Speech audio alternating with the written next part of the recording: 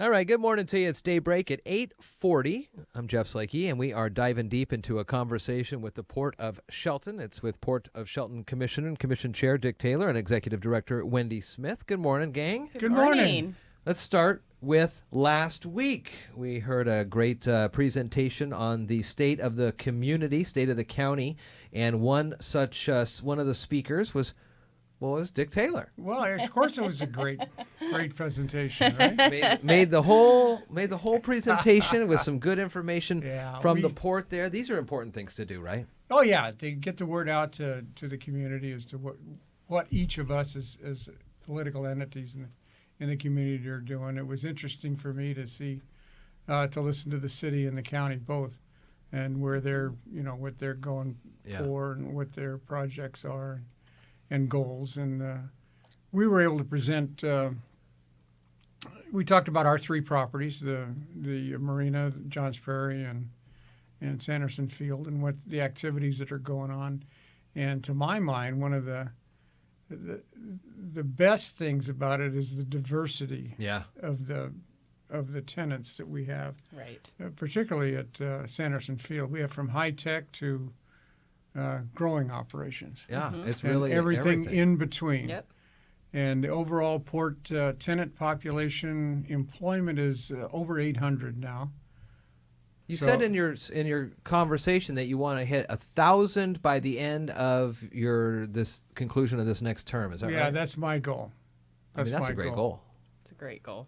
And we're heading toward it. I hope we can make it. Yeah, for sure. Yeah. So getting new businesses all the time. A new driving school. We kind of briefly talked about it last week, but they're in there now. They're in there, and they're going to have their first class coming. I'm hoping to get them on this show. Well, get them in. Yeah. I could always get a refresher on the rules of the road. That's right. Sure.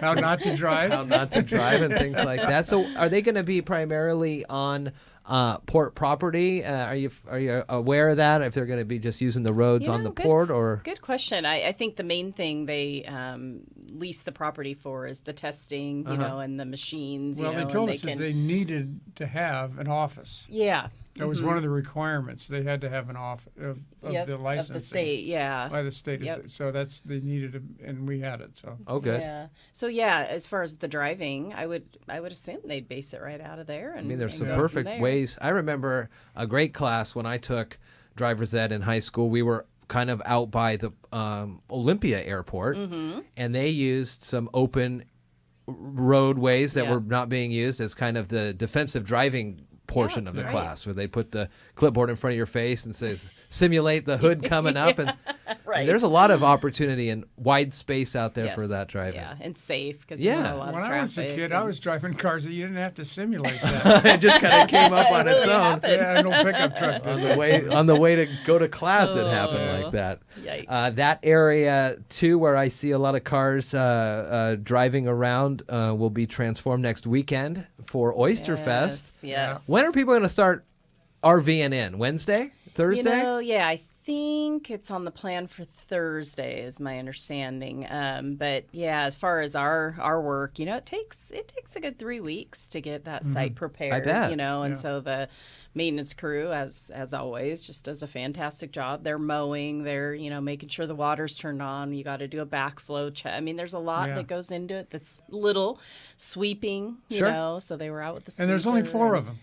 Yeah. Yeah, there's only 3 in the supervisor. Yeah. So it's and we've got a temporary right now, but so that helps. Yeah. But it definitely takes time. It's you're not just cleaning off. Open the gate and there's got to be water for all the cooking and power, of course, for all power on and cooking. Yep. Yeah, water flowing. Wow, very cool. Well, that is always a fun event, and it really puts a nice spotlight on the port too. Yeah.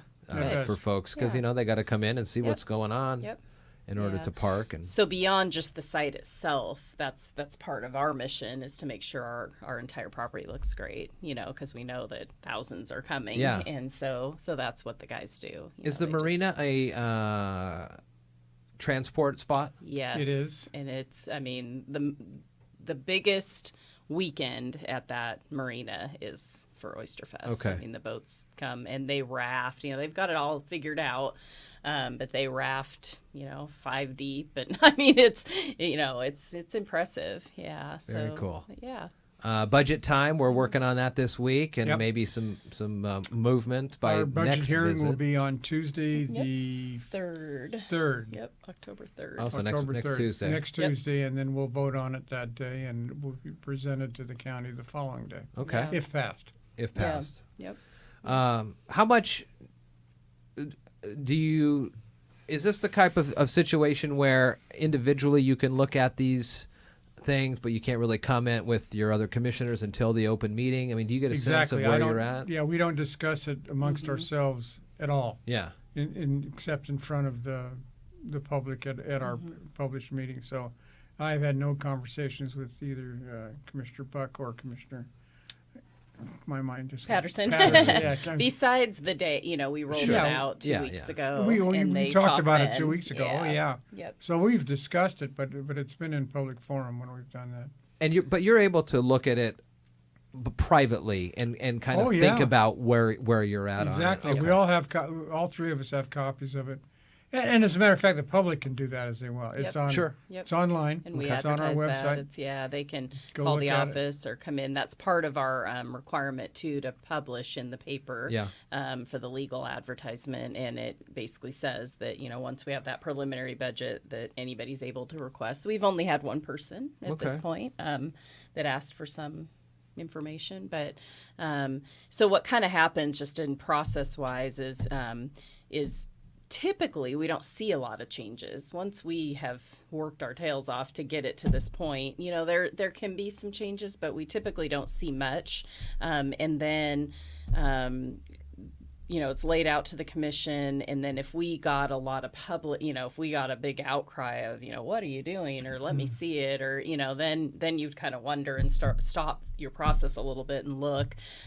Same as the commissioners, if they're getting contacted by constituents, which, that's what they're there for, then, some concerns may come up. We don't typically see it. Again, I've said in the past, we're a bottom line budget. We can make changes throughout the year. And we do. And you don't have those funds that you can't move within, and so our biggest thing is, the airport has to support the airport because that's what our deed restrictions say. So we can't take airport money and go spend it on the marina, for instance. So those are our big holdups. But beyond that, there's still some unknowns. We're early in the process. By law, we have to be. A lot of the law also allows you to do an extension and be later in the year.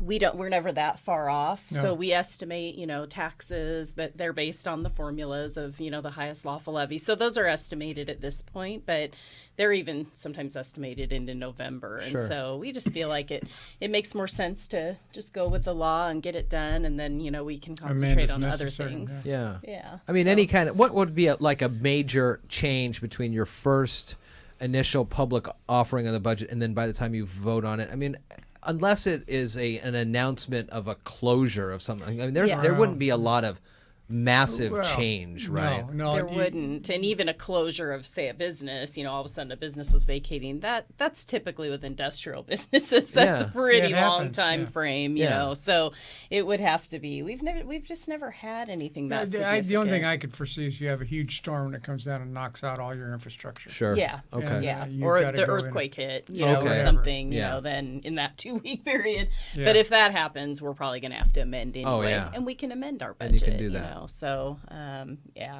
So I think, maybe a huge influx of, we didn't know that we were getting some sort of a cash or something. But we won I guess it's always we won the lottery. We always just assume there that something that's going to cost you a bunch of things, but let's assume they're a good influx of some monies. Okay, well, good. So that's coming up this Tuesday, and again, the public is invited and encouraged to get involved in that process, as it's one of the governing entities here in the county, the Port of Shelton. As we are going to surface on out, talking with Dick Taylor and Wendy Smith here this morning on a Wednesday morning. It's always good talking with you guys. Good talking with you. Enjoy the sunshine. Oh, well, today and tomorrow's going to be real nice. Have a good one. It's 8:50 now at iFiber One News Radio.